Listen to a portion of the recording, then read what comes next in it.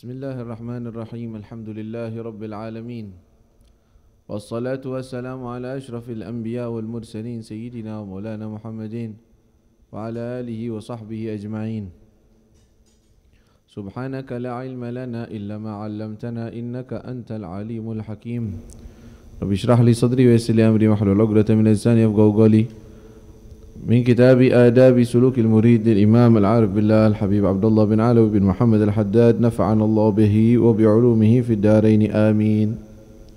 إلى أن قال واحذر أن تطيعه في العلانية وحيث تعلم أنه يطلع عليك وتعصيه في السر وحيث لا يعلم فتقع في الهلاك.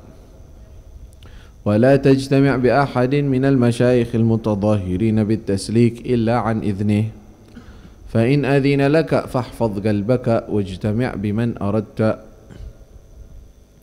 وإن لم يأذن لك فاعلم أنه قد آثر مصلحتك فلا تتهمه وتظن به الحسد والغيرة، معاذ الله أن يصدر عن أهل الله وخاصته مثل ذلك. Termasuk pembahasan mengenai seorang guru, Syekh al-Murabbi, guru yang tarbiyah. Yang tadi kita bahas sebelumnya pembahasan kita bahwa seorang atau guru itu ada tiga jenis, ada guru talaqi atau Syekhut Ta'lim, guru yang kita belajar ilmu dari dia. Maka orangnya kayak apa? Yaitu bersanad jelas, silsilah sanadnya, dan mumpuni di dalam bidang ilmu yang dia ajarkan, dan zahirut taqwa, kelihatan bahwa dia orangnya benar dalam takwa, dalam kebaikannya. Dan kita boleh banyak memiliki guru Syekhut Ta'lim. Nah, wa Syekh al-Thalith yang kedua adalah Syekhul Tarbiyah, Syekh al-Murabbi yang mendidik kita. Dan ini kita udah tahu bahwa ada seperti akad atau ada sesuatu kepercayaan atau tahkim, atau bisa dibilang baiat, bisa. Dan bisa saja tanpa baiat. Ya, dengan dia yang penting patokannya adalah dia berserah diri kepada syekh tersebut. Dan juga mungkin perlu kita pahami juga, kadang-kadang orang-orang banyak yang tertukar-tukar atau bingung ketika dia berada di suatu sekolah atau lembaga atau ma'had. Dia kira ketika dia berguru di situ berarti wajib menjadikan mudir atau yang pengurus ma'had tersebut atau apa itu syekhnya dia, Syekhul Fatah atau Syekhul Tarbiyah. Enggak harus. Jawabannya enggak harus. Sama, dia sekedar Syekhul Ta'lim, bisa aja. Ya, Syekhul Tarbiyah lain lagi, kan kita udah bilang. Beda. Nah, ada kriterianya dan ada caranya. Tapi bisa aja digabungkan, atau dia yang mudirul ma'had atau dia punya lembaga atau punya apa dan dia murabbi. Kita tahkim kepada dia, nggak apa-apa. Tapi hal tersebut bukan berarti seseorang berada di dalam lembaga tersebut nggak nurut di dalam aturannya. Nah, itu nggak boleh. Babnya bukan bab tarbiyah syuyukh, tetapi ini bab iltizam al-qawanin, mengikuti aturan suatu tempat, suatu lembaga. Selagi ente sudah ikut tunduk di tempat itu, ya ente ikutin aturannya, ya. Dan itu babnya masih masuk dalam tarbiyah juga, karena seorang itu kan tarbiyahnya terus, nggak ada habis. Tarbiyah artinya dididik. Taib. Lalu beliau mengatakan ketika engkau sudah mendapatkan guru tarbiyah, guru syekh tarbiyah, guru yang membimbing, maka tahkim kepadanya dan ikuti sarannya. Jangan sekali-kali engkau tidak ikut dengan sarannya misalnya. Terus juga guru yang ketiga yang kita jelaskan atau kita sebutkan adalah Syekhul Fath, guru yang memegang kunci hati seseorang sehingga dibuka, siap untuk ma'rifatullah dan sebagainya. Nah, itu guru yang semacam itu khusus atau tidak bisa dicari, dan dia akan mendapatkannya secara otomatis dengan sidqut tawajjuh ila Allah Subhanahu wa taala, benar-benar jujur kepada Allah, maka dia akan menemukannya. Lalu beliau membawakan di sini wahdhar an tuti'ahu, termasuk adab. Jadi adab-adabnya. Kalau ini mau dibikin poin juga bisa sebenarnya. Adab-adab dengan guru Syekhut Tarbiyah atau Syekhul Murabbi. Adab-adabnya apa aja? 1, 2, 3, 4 itu bisa dibikin poin. Beliau mengatakan termasuk adab seorang murid kepada gurunya, ya, guru tarbiyahnya. Wahdhar an tuti'ahu fil alaniyah wa haitsu ta'lam annahu yattali'u 'alaik. Dan hati-hati jangan sampai engkau itu tuti'ahu, taat kepadanya, nurut kepadanya fil alaniyah, ketika di keadaan ketahuan, terlihat. Haitsu ta'lam annahu yattali' 'alaik, ketika engkau tahu bahwa dia itu sedang memantau kepadamu. Wa ta'sihi fis sir, dan engkau bermaksiat kepadanya atau melanggar perintahnya fis sir, ketika engkau merasa tidak dilihat olehnya. Wa haitsu la ya'lamu fayataga'u fil halak, ketika si guru tersebut enggak tahu keberadaanmu. Maka dengan seperti itu maksudnya di depannya nurut, di belakangnya melanggar. Depannya iya siap nurut. Nah, di belakangnya melanggar, itu secara umum itu dianggap kayak pengkhianatan dari seseorang, kan secara umum nih, bukan kepada guru tarbiyah, bukan kepada orang. Dia janji ini aturan begini, ente gini ya, jangan berbuat gini. Iya, siap. Habis itu di belakangnya dia ngerjain lain lagi. Itu udah termasuk pengkhianatan dan hal tercela dari seseorang. Kalau memang yang dilakukan maksiat itu jelas. Kalau bukan maksiat pun, misalkan aturan, bilang harus begini. Iya. Habis itu di depan gurunya iya ngerjain. Habis di belakang gurunya enggak ngerjain. Ini udah tanda bobroknya hati. Ya.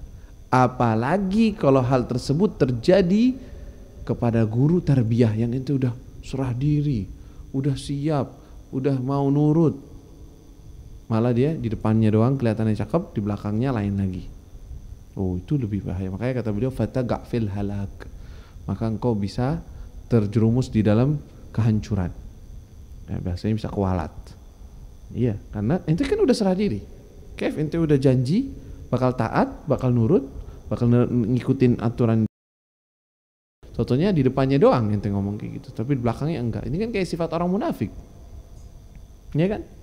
Ya, janji di depan Nabi SAW, habis itu dia di belakangnya lain lagi, nggak beriman, nggak ngikutin. Ngapain ente jadikan dia sebagai guru? Kenapa ente janji setia kepada dia? Gitu loh. Kalau engkau mau melanggar, gitu. Makanya hati-hati, itu lebih bahaya lagi. Walaupun secara umum pun sudah termasuk menunjukkan kejelekan seseorang. Ya, kalau kemudian adab juga, ini satu poin, yaitu jangan sekali-kali engkau cuman di tampilan di depan dia taat, di belakang dia lain lagi. Hati-hati, bisa-bisa engkau terkena dampak buruknya. Fatagak fil halak. Nah, sekarang poin yang selanjutnya daripada adab seorang murid, qal wala tajtami' bi ahadin minal masyayikh, dan janganlah engkau bertemu. Tajtami' maksudnya ijtima', maksudnya bertemu dengan siapapun daripada guru-guru masyayikh al-mutadhahirin, yang mereka itu menampakkan diri bitaslik, di dalam tarbiyah, di dalam mendidik murid, illa an idnihi, kecuali dengan izinnya. Jadi kan kita udah tahu nih, guru itu ada dua lah secara umum. Kalau fatah udah kita nggak usah bahas. Guru kan ada dua. Nah, jenis guru yang kita sekarang ini ngomong kan tarbiyah. Kalau kita mau ketemu dengan guru yang kayak guru kita, murabbi juga, mutadhahir bitaslik, zahir di depan orang, di depan halayak bahwa ini orang murabbi, dia punya murid-murid dan dia mendidik mereka, ngambil baiat kepada dia, guru. Boleh nggak ente ketemu sama dia, guru lain? Kata beliau, jangan engkau berjumpa atau menemui guru yang lain, ya, yang seperti gurumu dalam taslik, dalam mendidik, yaitu guru tarbiyah juga, bukan guru cuma mau belajar nahwu, guru mau belajar bahasa Arab, guru mau belajar bahasa Inggris, guru mau belajar bahasa atau mau belajar fikih, itu bukan mutadhahir bitaslik. Biasa aja, boleh, nggak usah izin juga nggak apa-apa. Tapi kalau guru semacam itu yang tadi, kalau dibilang kita spesialis lagi lah, nanti udah berada di spesialis satu orang, jangan ketemu spesialis lagi yang lain, ya. Illa an idnihi, kecuali atas izinnya guru tersebut. Kalau dia mengatakan nggak apa-apa, itu temuin Fulan, ada Fulan, boleh nggak anda nemuin Fulan? Boleh, temuin. Kalau diizinkan, apa adabnya? Ada adabnya juga. Kata beliau, fa in adzina laka, kalau engkau diizinkan, fahfadz qalbak, jaga hatimu. Jangan sampai hatimu bertemu dengan guru yang lain mengatakan, guru ini lebih hebat dari guru ana nih, lebih cakep dari guru ana nih, lebih ahli dari guru ana. Akhirnya ente nggak dapat tarbiyah sama sekali. Karena orang yang seperti itu melihat kepada guru lain dan merasa lebih hebat dari gurunya dia, hilang sirnya dia, rahasia dari gurunya, sir tarbiyahnya udah nggak ada. Karena dia bakal ragu-ragu, nggak sepenuhnya pasrah kepada guru tersebut. Ya, jadi di sini bukan masalahnya dia itu cemburu atau apa, bukan. Karena kita lagi dididik biar itu. Makanya jaga hatimu. Jaga hatimu gimana? Kalau ngelihat dia soleh, dia lihat karomat atau apa, bilang jangan, guruku nomor 1. Yang lain saya hormati, saya cintai. Tapi hal semacam ini hati-hati, menjadi ungkapan dengan lisan sehingga engkau menghina atau mengurangi martabat guru lain. Itu salah fatal. Ya, di depan orang. Kalau guru ana sih enggak suka sama dia. Ana punya guru ana lebih hebat dari dia. Kenapa kita harus ngomong gitu? Biarin aja. Itu di hatimu. Gurumu yang nomor 1 itu di hatimu. Tapi setiap orang gurunya dia nomor 1 bagi dia. Hargai itu. Gitu loh. Jadi kalau ada orang, guru ana nomor 1, ada gurunya ente. Memang harus ente jadikan nomor 1. Betul. So, anak nggak harus anak sama kayak ente sendiri, kita sendiri, ada guru sendiri kok, nggak apa-apa. Dan kita cintai semua guru, kita hargai semua guru, kita hormati semuanya mereka. Ya, kita ngelihat mereka semua pewaris Rasulullah Sallallahu Alaihi Wasallam. Tapi rujukan saya, spesialisnya saya ya fulan, udah, gitulah, nggak berubah, nggak yang lain. Makanya dimaksud jaga hatimu. Ini omongan kalau udah dapetin guru tarbiyah, kalau nggak dapetin guru tarbiyah ya nggak apa-apa, ente masih bebas. Gak masalah. Nah, itu ketemu fulan, ngerasa ini lebih hebat dari fulan. Ngerasa ya, belum tentu kan yang kita rasa itu benar kenyataan. Namanya orang, ini lebih pintar, ini lebih ini. Gak apa-apa, itu biasa aja.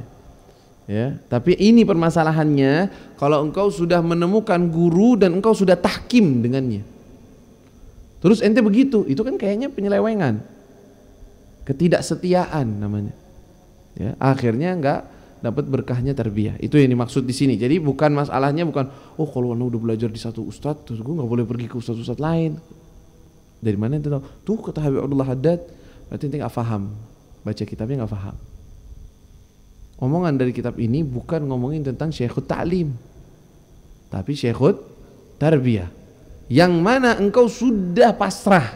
Tapi kalau syekh tarbiyah memang anda nemuin dia, tapi anda belum pasrah, belum. Cuma anda asik aja dengerin omongan dia, dengerin ceramah dia, taklimnya dia, anak asik dan dia syekh tarbiyah, tapi anak belum serah diri kepada dia, nggak apa-apa, dengerin ini, nanti masih bebas, masih belum terikat dan tidak mengikat diri kepada siapapun.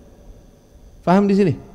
Jadi nggak ada larangan untuk orang belajar kepada guru yang lain, walaupun syekh tarbiyah juga, kalau tidak ada tahkim, tidak ada peserah diri kepada seseorang.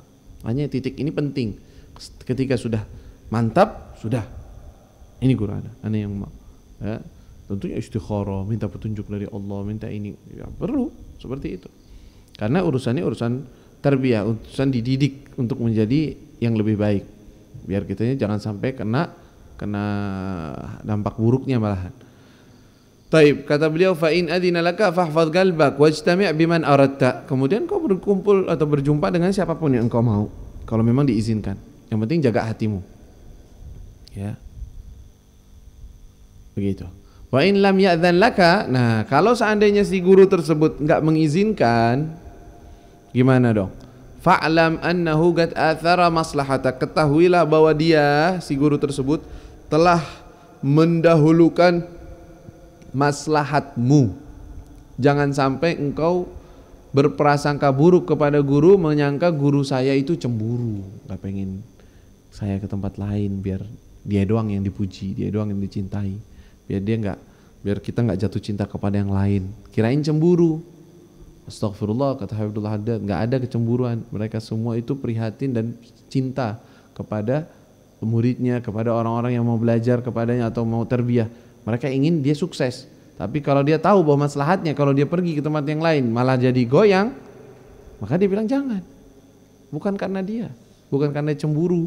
Oh nggak mau diambil. Ente kalau ente nggak ada semuanya, dia nggak apa-apa. Dia cuma mengerjakan amanat doang dalam terbiatul muridin dan terbiatul orang-orang. Dia hanya mengerjakan amanat.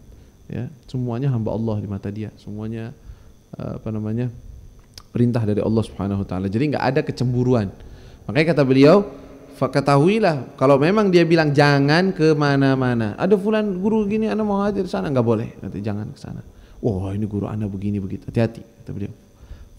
Fa'lam annahu qad athara maslahatak. Dia telah memilihkan kepadamu maslahatmu. Fala tattahimhu, maka jangan sekali-kali engkau menuduhnya wa tadhun bihil hasad, dan engkau menyangka gurumu hasud.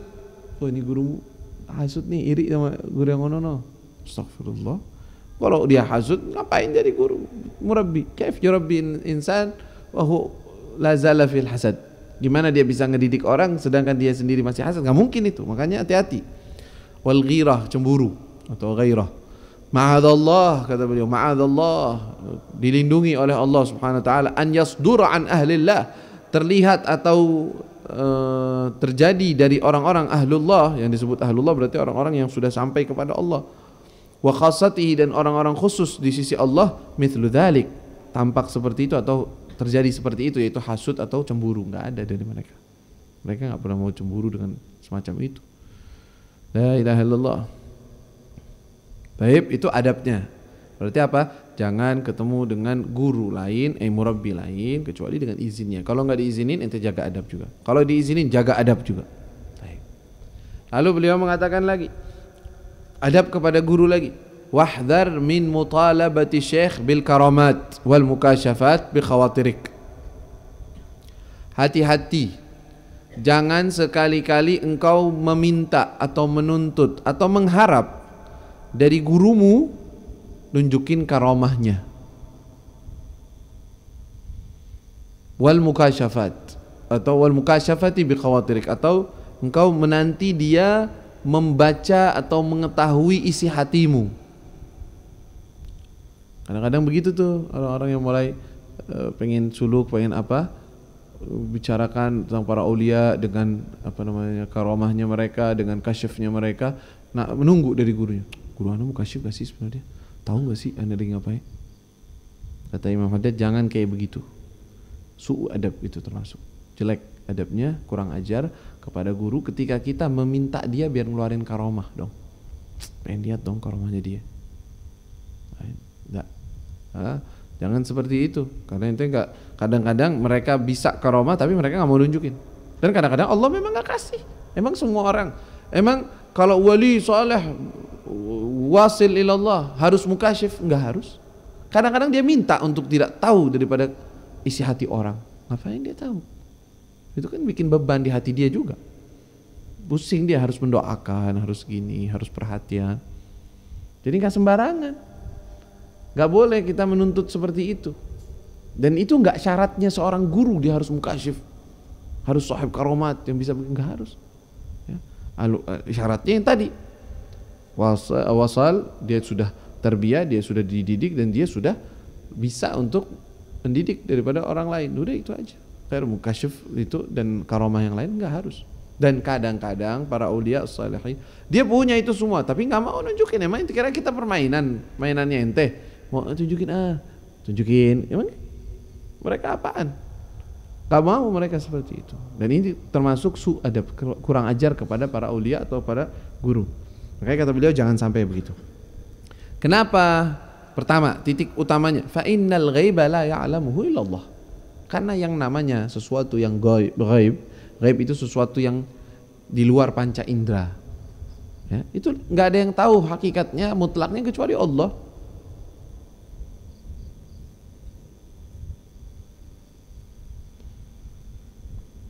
Tamam? Secara mutlak gaib yang tidak diketahui dan tidak ditangkap oleh panca indera, itu yang tahu hanyalah Allah. Ya, adapun para aulia bisa aja diberitahukan oleh Allah sebagian, sedikit. Itu juga dengan hikmah tertentu. Makanya kata beliau, wa ghayatul wali, puncaknya seorang wali, an yutli'ahu Allah, dia diberitahukan oleh Allah ya ala ba'dil ghuyub, kepada sebagian kecil daripada sesuatu yang ghaib kan. Illa man irtadha min rasul, fala yudhiru ala ghaibihi ahada illa man irtadha min rasulin fa innahu yasluku min baini yadayhi wa min khalfihi rasada.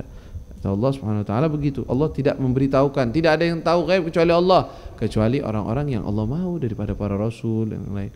Enggak dong, kan Allah doang yang tahu gaib. Makanya kadang-kadang ada orang-orang ketika dia ngasih tahu tentang apa yang terjadi atau bisa ini, oh enggak mungkin, kan yang tahu sesuatu yang gaib itu kecuali Allah. Itu omongan benar, enggak ada yang tahu sesuatu yang gaib kecuali Allah, itu mutlak al-ghaib, semuanya taunya ya Allah Subhanahu wa taala. Tapi ada hamba Allah yang Allah beritahukan tentang sesuatu yang gaib yang akan terjadi, bisa aja. Kan Nabi Muhammad kasih tahu kita akan ada hari kiamat, akan itu apa? Gaib bukan? Gaib, sesuatu nggak kelihatan. Allah ngasih tahu, Nabi Muhammad ngasih tahu kita malaikat itu ada, gini. Mana malaikat? Kita nggak lihat. Itu gaib. Yang tahu gaib cuma Allah. Enggak. Oh itu Nabi lain. Tapi aulia Allah masuk juga. Termasuk orang-orang yang Allah bisa saja beritahukan sebagian dari gaibnya, karena ketika kita melihat karamatul aulia ada seperti itu, maka nggak apa-apa. Hal tersebut bukannya ngurangin daripada tauhid atau berbahaya terhadap keimanan seseorang, nggak ada ngaruhnya. Apa urusannya?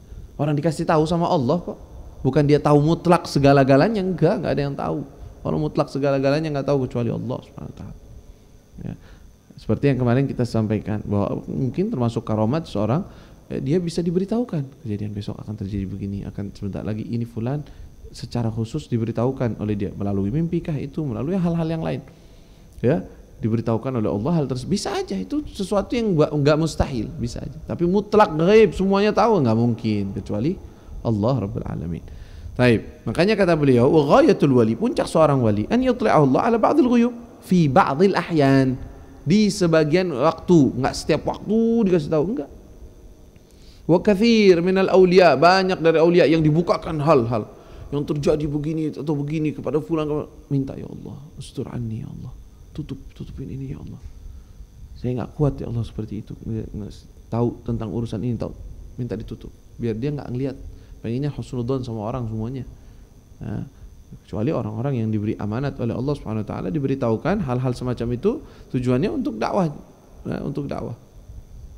Lalu warubbama dakhala al-muridu, dan bisa saja terkadang rubbama dakhala al-murid ala syaikhihi, dia masuk seorang murid kepada gurunya, nemuin gurunya, yatlubu minhu an yukashifahu bi khatirih, dia mengharap nih di dalam hatinya biar gurunya itu mukasyif dong, tahu ana lagi ngapain, atau ana lagi pusing, atau ana lagi banyak pikiran, pengen gurunya kayak gitu, ngarep. Fala yukashifuhu, maka gurunya enggak mengasih tahu apa-apa, kayak enggak tahu apa-apa, biasa aja. Wa huwa muttali' alaih, padahal dia tahu. Padahal dia tahu ini datang dari ujung ke ujungnya, tahu deh. Tapi ya fulan gimana kabarnya, enggak gini, kayak enggak tahu apa-apa, khabar khair. Kelihatannya enggak ngerti apa, padahal dia tahu tujuan dia ini minta dikasih, tahu, tapi dia diam aja. Wa muttali' alaih wa mukasyafun bihi. Kenapa kok enggak dibuka aja langsung kasih tahu ke dia? Syuf, adab ma'allah, siyanatan lissir, jaga rahasia. Enggak semua orang dibuka rahasianya kecuali ada maslahat tertentu. Tutup dong. Itu kan satr. Wa satran lil hal, menutupi keberadaan dia dan keberadaan si muridnya. Ya. Kenapa? Fa innahum radhiyallahu anhum, karena mereka itu radhiyallahu anhum ahrasun nas, paling menjaga, orang yang paling menjaga ala kitmanil asrar, untuk menyimpan dan merahasiakan rahasia-rahasia orang. Mereka enggak buka-bukaan. Fulan begini, fulan. Bahkan depan orangnya sendiri. Enggak mau. Paling ujung-ujungnya nasihat begini sampai ke orangnya biar dia sadar sendiri. Wa ab'aduhum 'anit tadhahur bil karamat, dan mereka paling jauh untuk tadhahur, untuk suka menampakkan daripada karamahnya mereka. Wal khawarig, ya khawarig sama karamah. Wa in mukkinu minha, walaupun mereka memiliki kemampuan di dalam hal tersebut, diizinkan di dalam hal itu, tetap aja mereka nggak pengen nunjukin. Usurrifu fiha, surrifu fiha, jadi mereka punya izin mutlak untuk karamah seperti itu, boleh mau minta apa, mau ngasih tahu orang, tahu tentang hati orang, itu dikasih sama Allah. Tapi tetap aja mereka tetap rahasia. Kecuali ada maslahat penting, kecuali apa? Di waktu-waktu tertentu. Ya. Dan orang waulia beda-beda fil kasyf dan nur yang Allah Subhanahu wa taala berikan. Banyak dari mereka satirin. Dia enggak ngomong apa-apa, enggak nunjukin apa-apa. Ya, makanya kita modelnya husnudzan, jangan nunggu dikasyaf, nunggu ini orang ngebaca pikiran saya. Enggak. Jangan kayak gitu. Ya, belajarlah adab, belajarlah beradab kepada para syuyukh. Dan ini juga kalau ente nemuin bukan musyayikh doang. Kalau nemuin para aulia. Ya, ente nemuin wali min auliaillah. Soalnya ini orang masyhur wali.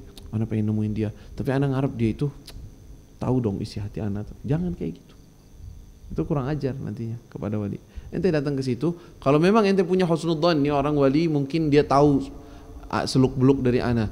Ya udah, ente datang ke situ ngarep, ya Allah, kalau memang engkau bukakan kepada mereka, beritahukan, biarlah mereka jadi memandang saya, biar saya jadi baik, biar saya jadi benar, biar saya jadi orang soleh. Ya. Dan jangan sekali-kali merasa malu untuk menemui mereka para aulia, para salihin, karena takut dikasyaf. Takut dibuka nanti, takut anak ditebak lagi anak gini, jangan. Ya kalau memang wali dan soleh, dia nggak bakalan sembarangan, dan kalaupun dia nebak atau ngasih tahu begitu, itu ada tujuan untuk nasihat untuk kita. Kalau memang seperti itu, dan kebanyakan para aulia Allah nggak begitu, dia jaga rahasia, dia jaga rahasia orang. Kayak ada orang dikatakan datang kepada Habib Alwi bin Syihabuddin, mukasyif, orang yang luar biasa, terbuka ain basirahnya. Jarang, nggak sembarangan begitu. Cuman ada orang dia pengen datang ke Habib Alwi, tapi dia itu termasuk orang yang nggak bisa lepas dari rokok. Jadi zaman dulu juga masih ada yang ngerokok. Zaman Habib Alwi bin Syahab padahal 100 tahun yang lalu di Hadramut padahal ada aja orang kayak gitu. Ya, Habib dia ngerokok. Dia tahu Habib Alwi nggak suka orang yang merokok, kayaknya. Dan dia bilang gini, udah, katanya sih kalau orang wali soleh itu kalau kita wudu ketutup, nggak ngelihat dia apa yang kejelekan kita. Dulu rokoknya disimpan di bawah sebelum masuk tangganya. Masuk ahlan wa sahlan fulan ukada, biasa aja Habibnya. Udah ini semua mau pulang, fulan, ya, jangan lupa itu rokoknya nanti dibawa, jangan tinggal. Rokoknya itu jangan ditinggal tuh di bawah, bawa. Jangan sampai kelupaan. Oh, kok tahu ini? Kita udah wudu, udah apa, udah ini. Kata dia ente wudu kayak apa juga kelihatan semua. Ya, kelihatan semua sama dia. Nah, wali saleh tapi nggak sembarangan. Dia pengennya menasihati orang. Nggak ada pengen buka aib orang, nggak ada pengen tahu daripada kejelekan orang, nggak ada. Ya, semua Allah kasih. Itu kok dikasih sih sama Allah seperti itu? Iya, karena mereka itu tempatnya rahmatnya Allah. Makanya Allah kasih tahu seperti itu untuk mereka mendoakan, untuk mereka mengasihi, ya, ibadullah. Lalu beliau mengatakan wa aktsarul karamati alwaqi'ah, dan kebanyakan karamah yang terjadi minal auliya, dari wali, para auliya, waqa'at bidun ikhtiyarihim, terjadi tanpa ada keinginan dari mereka, tidak ada ikhtiar dari mereka. Kebanyakan. Wa kanu idza dhahara alaihim syai', dan mereka biasanya kalau tampak dari mereka sesuatu min dzalika yusuna man dhahara lahu, memberikan wasiat kepada orang yang tampak di depannya karamahnya mereka, an la yuhadditsa bihi, mereka untuk tidak menceritakan kejadian itu, hatta yakhruju minad dunya, sampai mereka meninggal. Kalau udah meninggal terserah ente mau cerita, tapi kalau lagi anak hidup jangan cerita. Ya. Wa rubbama adharu minha syai'an ikhtiyaran. Itu tadi ya, adabnya orang para aulia nih, kita biar kenal dikit tahu tentang mukasyifnya mereka dan apa. Kata beliau, kadang-kadang banyak dari mereka ketika tampak sesuatu karamah terus ada yang lihat, dia bilang, "Fulan, jangan ngasih tahu siapa-siapa." Jangan ngasih tahu. Ya, selagi antum hidup ya. Taib, nggak apa-apa. Kalau sudah meninggal nggak apa-apa diceritain. Seperti yang terjadi Sayyidina Al-Faqih Al-Muqaddam ketika wafat gurunya, guru pengajar yang ngajarin ilmu fikih besar, ya di Tarim, Syekh Bamarwan salah namanya, itu meninggal dunia. Itu sempat ada kayak salah paham atau ketidaksukaan dari gurunya ketika Sayyidina Al-Faqih Muqaddam masuk ke dalam bab tasawuf, ya masuk tasawufnya dan ngambil tariqah. Dia nggak suka, dia pengennya jadi orang faqih alim besar dalam babnya. Walhasil ada kayak senggang gitu, nggak akrab lagi sampai wafat gurunya Syekh Bamarwan. Sayyidina Al-Faqih lagi di luar kota, pas balik loh gurunya meninggal. Pas gurunya meninggal, dia ziarah kuburannya, dia pergi ke menara. Dia bilang kepada dirinya, pokoknya ana nggak mau pulang ke rumah kecuali ana udah ketemu sama guru aneh, ruhnya main nemuin. Ya subhanallah, dia nemuin di menaranya. Ini karamah, nemuin dan ketemu dan bilang, gimana keadaan alam barzakh di sana? Ya, apakah saya dikenal di sana? Katanya, Masya Allah, semua orang yang di alam barzakh ini semuanya lagi membicarakanmu, Faqih Muqaddam, dan mereka menantimu seperti orang yang lagi menanti orang yang besar gitu untuk ditunggu kedatangannya. Artinya bukan mau meninggal, tapi mereka semua mencintaimu dan mengetahui kedudukan. Walhasil terjadi pembicaraan. Tukang adzan yang biasa adzan di masjid itu naik ke menaranya, melihat Faqih Muqaddam lagi ngumpul, lagi ngobrol sama arwah, kebuka sama dia, kelihatan. Pas dia lihat, fulan, skut, diem, jangan cerita. Nah, dia turun, gak cerita apa-apa. Pas sudah sampai meninggalnya Faqih Muqaddam baru diceritain, Allah, anda lihat dengan mata kepala anak kejadian begini dan begini. Ya, dan banyak seperti itu dari karamah para aulia, mereka nggak mau diceritakan ketika mereka masih hidup. Terus apakah tadi kan dia bilang karamah kebanyakan yang terjadi pada para wali itu mereka tidak ikhtiar, bukan atas keinginan mereka terjadi begitu. Tapi bisa nggak terjadi dengan keinginan mereka? Bisa aja, bisa. Kata beliau, warubbama adharu minha syai'an.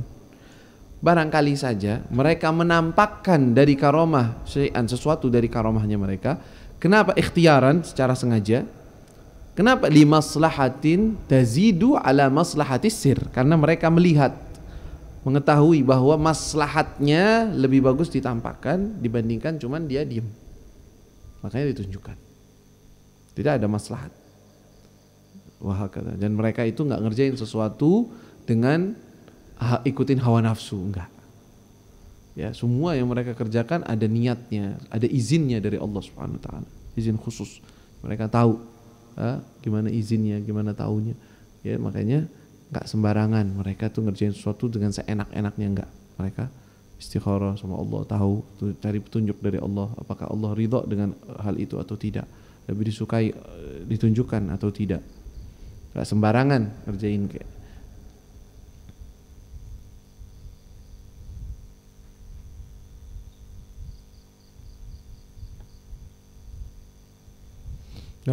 Wa alam anna Syekh al-Kamil, ketahuilah bahwa guru yang sempurna itu huwallazi, dia yang mana orangnya yufiduhu bihimmatihi wa fi'lihi wa qawlihi wa yahfazuhu fi hudurihi wa ghaibatihi. Guru yang kamil.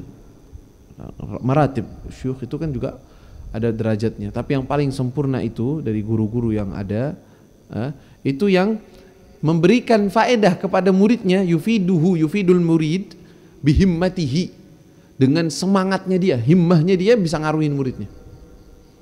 Wa fi'lihi, perbuatannya, wa qawlihi, dan ucapannya. Tuh. Himmahnya, semangatnya, pekerjaannya itu ngaruh kepada si muridnya. Itu syekh yang kamil.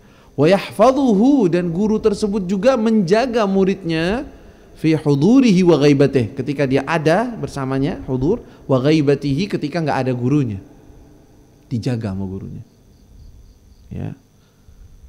Wa in kana al-muridu ba'idan an syaikhihi, walaupun si murid tersebut jauh dari gurunya.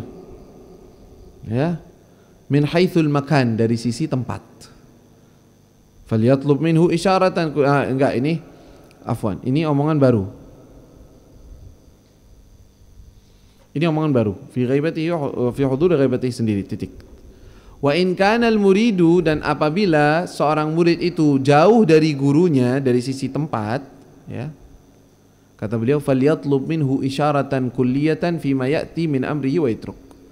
Kalau seorang murid itu jauh tempatnya, nggak bisa terus-terusan ngobrol sama gurunya, duduk sama gurunya itu yang dianggap syekh tarbiyah, maka mintalah kepada dia petunjuk, pegangan.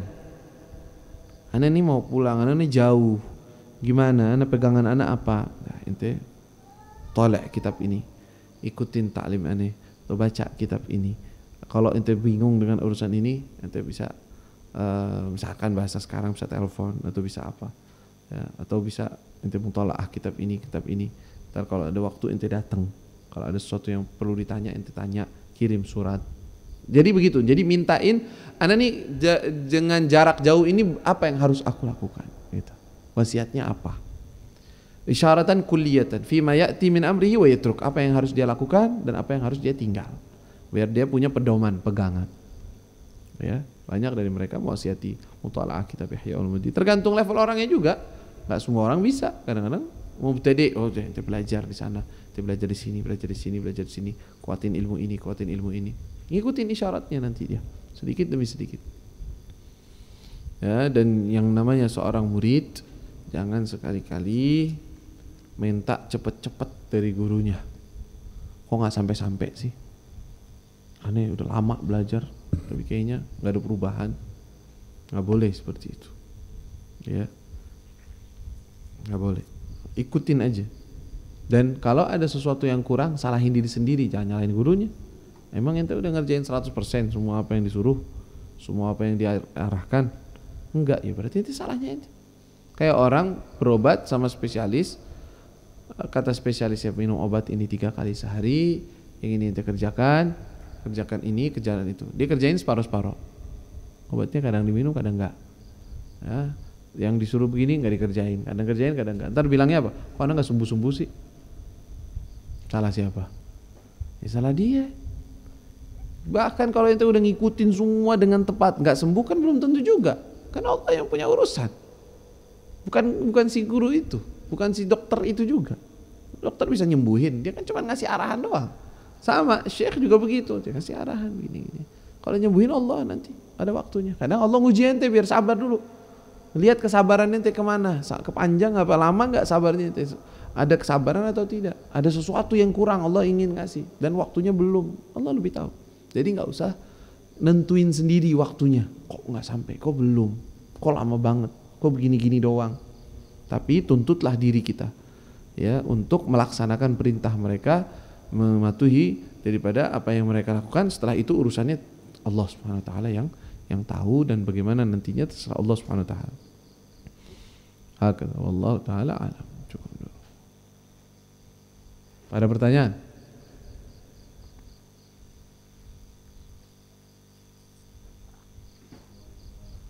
Waalaikumsalam.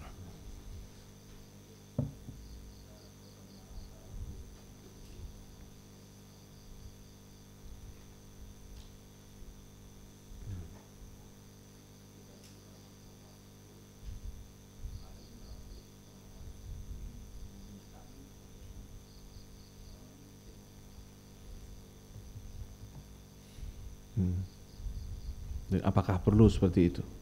Ya, tentunya nanti kalau masalah syekh tarbiyah dengan level itu, nanti ada pembahasan setelah beberapa paragraf ini.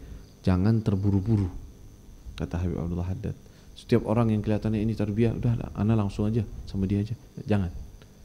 Ente punya tahapan yang pertama, khususnya sekarang ini level-level kita kebanyakan syekhut ta'lim dulu, belajar aja belum, ya, tambah ilmu dulu, menuntut ilmu. Nah, adapun kalau menuntut ilmu, anda mau belajar dong sama antum, boleh nggak? Ya boleh aja, itu izin ya lebih bagus. Masa sih orang belajar nggak tahu dia mau belajar atau enggak? Ya, ke apa? Datang ke guru atau ke orang, ana nih nggak pernah belajar apa-apa, nggak tahu apa-apa, ana pengen belajar. Kira-kira apa arahannya? Mirip kan kayak guru tarbiyah kelihatannya. Enggak, ini masih levelnya seperti yang kita bilang guru ta'lim. Ini masih guru ta'lim. Dan levelnya seperti sahib atau sohbah. Sohbah orang yang tapi lebih, kan namanya teman itu kan ada yang selevel sama kita, ada yang di bawah kita dari sisi ilmunya, belajarnya itu, dan ada yang levelnya lebih lebih tinggi dari sisi ilmunya dan tarbiyahnya. Maka yang di atas kita itu guru, kita jadikan guru ngajarin, tapi itu levelnya sahib, masih bukan syekh tarbiyah, tapi masuknya ke ranah guru taklim. Maka itu nggak apa-apa. Tapi kalau cepat-cepat menentukan seorang, oh udah ini jadi guru anak, nanti dulu, biar waktu berjalan dulu. Ta'allamul ulum awal, belajar ilmunya dulu, nanti baru tahkim itu titik yang paling agak berat itu. Nanti dulu ya, jangan sembarangan. Makanya nanti ini ada setelah berapa paragraf ini beliau akan mengatakan, jangan sekali-kali engkau terburu-buru setiap orang ada syekh nih langsung anda mau baiat sama dia, jangan.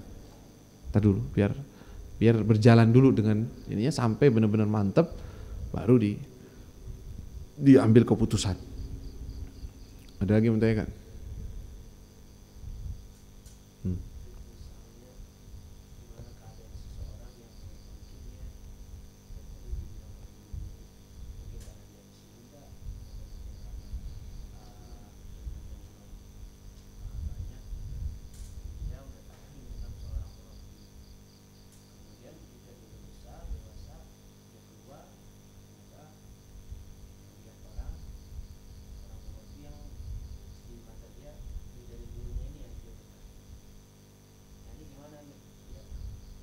Batal.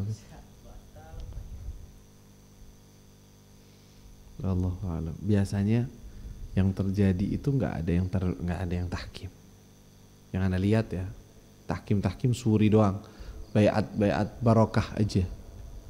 Nah, bukan baiat bener-bener, dia nggak tahu baiat apa, baru dia belajar, oh kayak gitu, bro. Terus anak gurunya itu dong udah terlanjur, enggak, belum. Kebanyakan tuh belum, semua sama, belum. Sampai dia tahu benar-benar apa itu arti tahkim dan syuyukh, baru dia bisa ngerti. Masuk ke ranah tersebut dengan faham, bukan masuk ke ranah tersebut dengan terpaksa atau terjebak. Totonya anak udah di sini, gimana dong? Ya enggak dong. Ya itu belajar aja, guru belajar. Makanya anak bilang banyak orang-orang yang mengira ketika dia belajar di pondok pesantren misalnya, pindah ke Hadramaut atau pindah ke lembaga, lalu temu syuyukh salihin. Dia ngira semua sama, terus dia bingung. Ana ada arahan dari sana nyuruh ana begini. Guru yang lama yang dulu ana belajar. Guru yang di Hadramaut misalnya nyuruh ana begini. Dan ini bertentangan. Ini melarang ini bolehin ini, nyuruh ana ini. Ana ngikut yang mana? Berarti ente enggak paham apa-apa tentang syuyukh, tentang maratib al-ustad. Kalau ente udah paham, ana udah tahkim, ana tahu syekh yang yurabbi ada fulan. Itu. Dan dia tahu, anak kita tahu bahwa dia ala basirah. Guru yang itu gimana? Berarti lebih rendah? Enggak, jangan rendahin siapa-siapa. Enggak ada yang rendah. Semuanya mulia. Tapi ente yang turutin yang mana? Bukan yang awal atau lebih dulu. Enggak ada urusan awal dan lebih dulu, enggak ada. Urusannya ini manhaj hayah, kehidupan. Ente ngambil keputusan hidup ini. Ikutin guru tarbiyah. Terus yang ini ente hormatin. Ente cari bagaimana caranya biar dia enggak sakit hati, enggak apa. Kalaupun, ini jawaban dari guru kita Habib Umar nih, karena ditanya seperti itu. Habib, kadang-kadang kita pulang ke Indonesia, terus arahan dari guru kita beda dengan arahan antum. Gimana? Kata Habib, kalau memang antum sudah lihat bahwa yang ente pelajari, maksudnya guru ente itu ente yakini di guru tarbiyah sudah, maka guru yang ini ente nggak usah ikutin arahannya, tapi cari baik-baikin dia, baik-baikin pelan-pelan, bilang anak nggak ikut dan ini anak urusan begini anak nggak bisa. Pokoknya cari alasan untuk menghindar. Jangan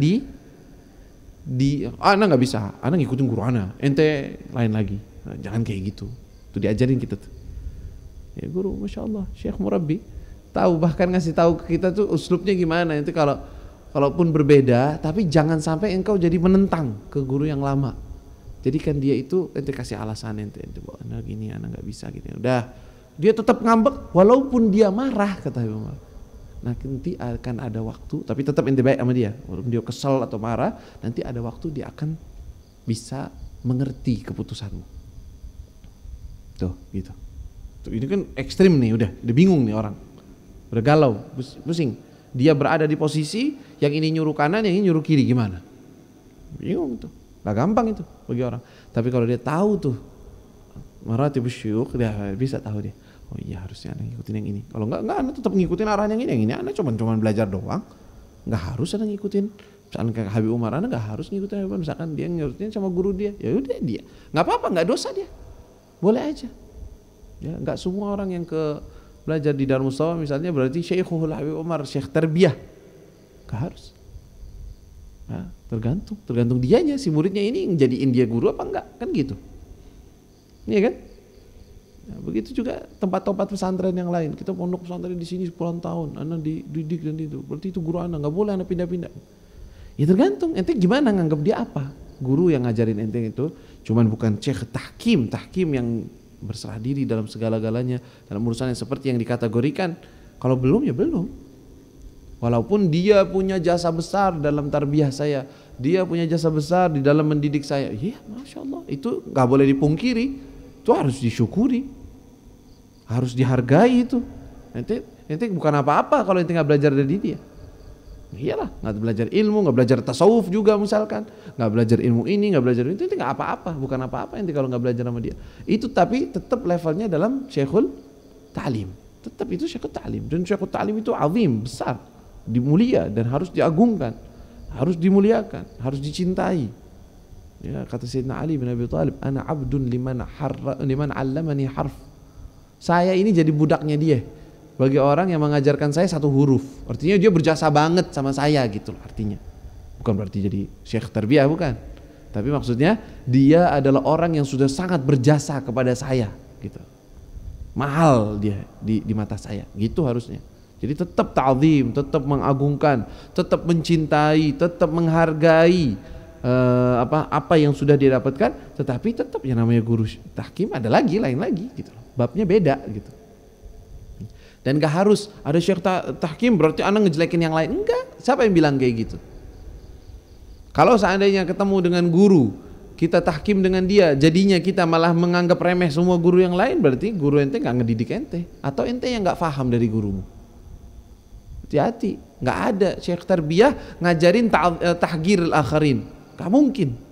Muslim nggak boleh dianggap hina, apalagi guru ente berjasa kepadanya, hormatin, muliakan, cium tangannya, hormati dia, berikan hadiah, berikan apa yang ente bisa kepadanya, taruh di atas kepala. Itu berarti ente guru tarbiyah bener, karena dia ngedidikmu, meletakkan segala sesuatu pada tempatnya, adab kepada semuanya.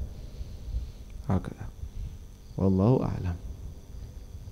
الفاتحة أن الله سبحانه وتعالى يلطف بنا ويحفظنا ويرزقنا كمال الإخلاص، كمال الإنابة، كمال الخشية، وأن الله يعيننا على التقوى ويعيننا على السير إليه ويعيننا على سلوك سبيل السعادة وسلوك أهل الله سبحانه وتعالى، وأن الله سبحانه وتعالى لا يحرمنا خير ما عنده لشر ما عندنا.